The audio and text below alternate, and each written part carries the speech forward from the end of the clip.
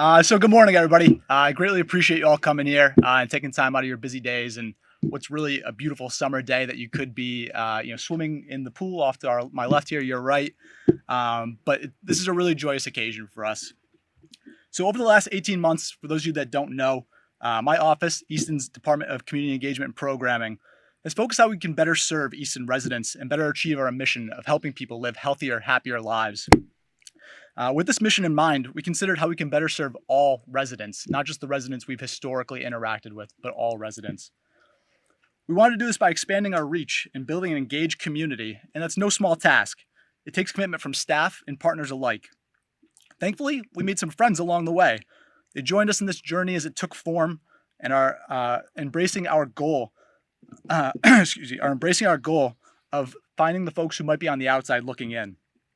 Today, there's representatives from collaborative partners such as Easton's Commission on Disability, House of Possibilities, the ARC, our Recreation Commission, the Council on Aging, and of course the Select Board. These groups have been proud partners in building programs, offering insights on department initiatives, and setting a pathway forward. This is manifested today with what we're unveiling in our floating beach wheelchair. While we're not propping up a monument, having a dedication today, or opening a building, we are opening a building to more residents, or a facility to more residents who might not have been able to access it before, and that is really moving and important. This is a small step, but nonetheless, it's helping our neighbors recreate alongside one another. Our hope is that this device will foster, enhance, and create a sense of belonging in this hidden town gem. And while that's a small step, it'll be a big part of building a better Easton. While there's a number of groups that made this possible, I'd like to give a special thank you to Smile Mass, not just for their guidance and the perspective they've given us on buying this beach wheelchair, and for developing equitable policies for checkout and usage, but for helping us improve the access and belonging for all Easton residents. In reviewing their website and learning a little bit about them, I came across a brief explanation on their purpose behind their beach wheelchair program. They noted on their website, "There's something special about the beach. It's relaxing and breathtaking. No matter one's age, a day at the beach always makes life a little easier. It's hard to deny, but there's something astounding about the beach, because the beach is a magical place. Smile Mass wants everyone to have the opportunity to enjoy the beach, regardless of their disability. We believe in the little things in life can make memories that last a lifetime." I think it's a really powering message, and that's what we're hoping to accomplish here today. So with that, I'd like to introduce Todd Savine, Communications Director for Smile Mass.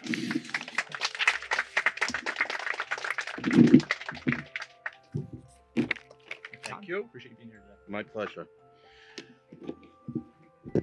Can everybody hear me?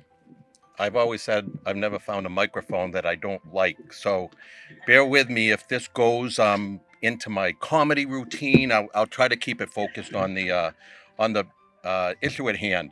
So I really want to thank, and Smile Mouse wants to thank Easton and Joe, because a beach wheelchair donation can happen in two different ways.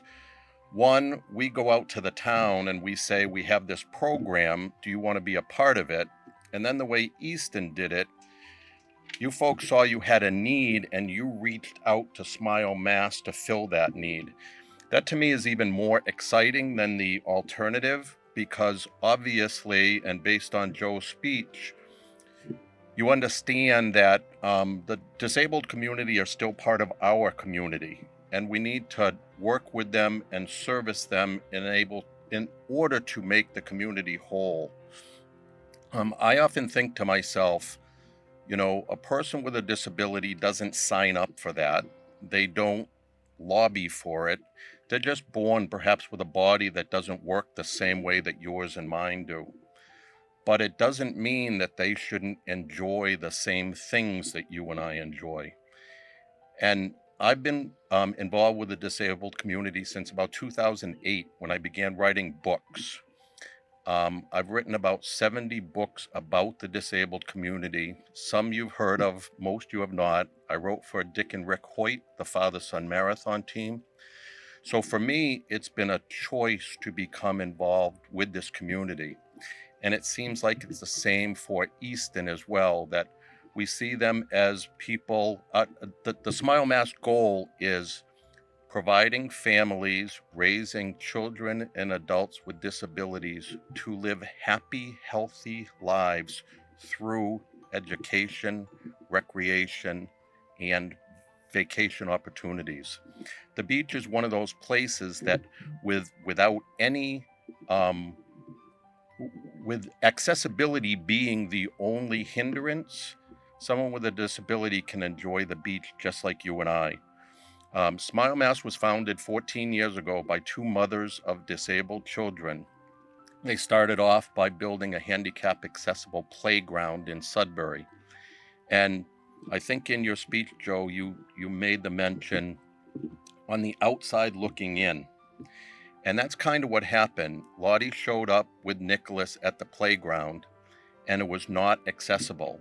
And they literally sat outside the playground on the other side of a fence and said, "It's great that people can play here, but my child cannot."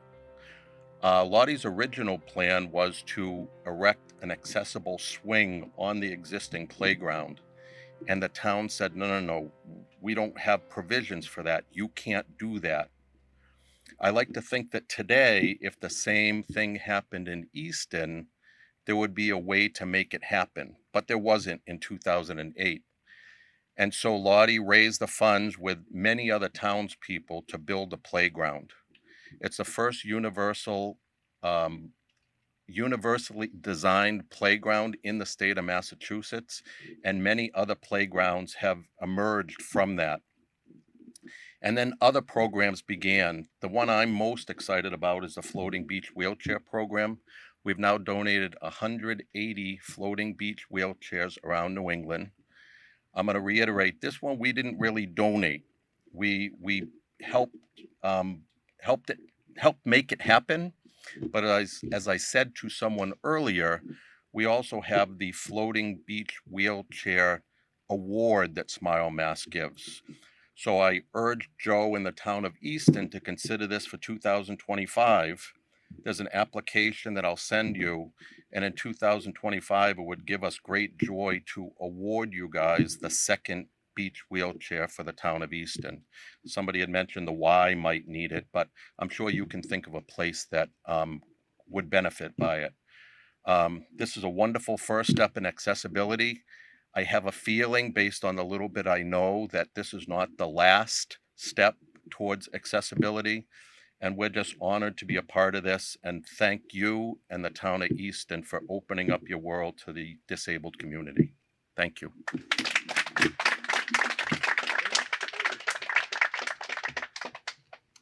Next up, I'd like to welcome our Select Board Chair, Dottie Fulgenetti, to say a few words.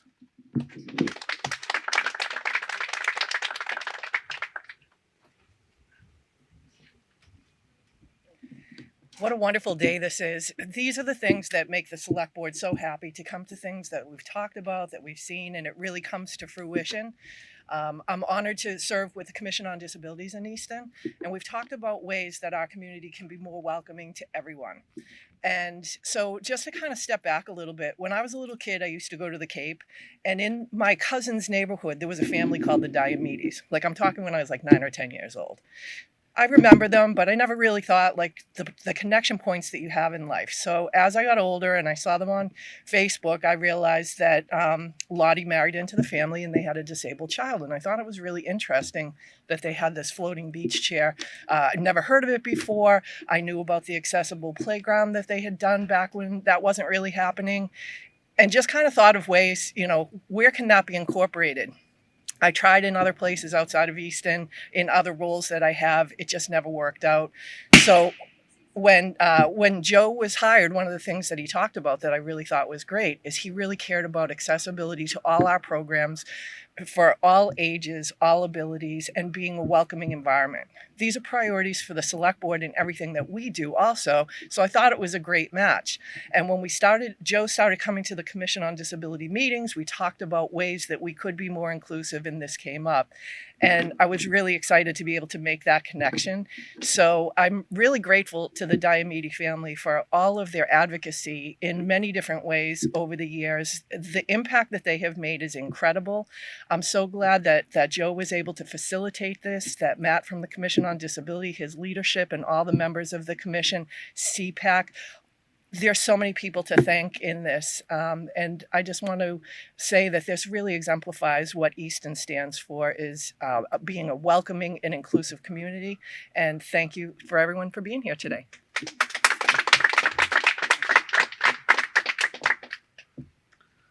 And last but not least, I'd like to invite Matt Riley from our Commission on Disability to say a few words.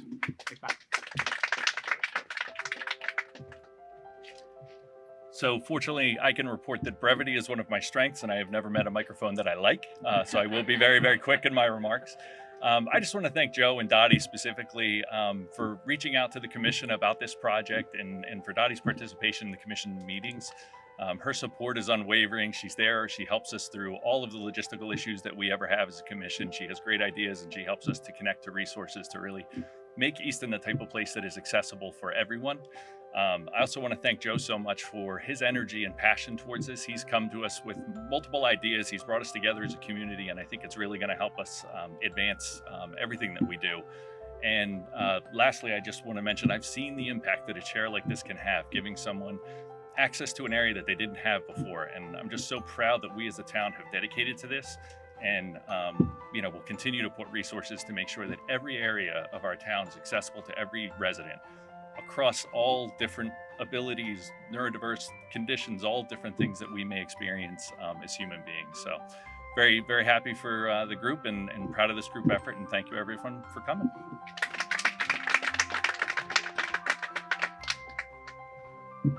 Before we move ahead and cut the ribbon here, I want to thank you all once again. I know in many ways I'm sort of preaching to the choir here with folks who are not only fabulous partners, but strong allies of these types of initiatives in the community. Without you all, none of this is a one-person type of project. It really does take a community to bring a community together. With that, I'm looking forward to what else is in the future. It's definitely brighter years ahead for all of us. So thank you for being a part of this journey. And I appreciate you all coming out, but let's cut the ribbon and let you get out to this beautiful day. Thank you all again.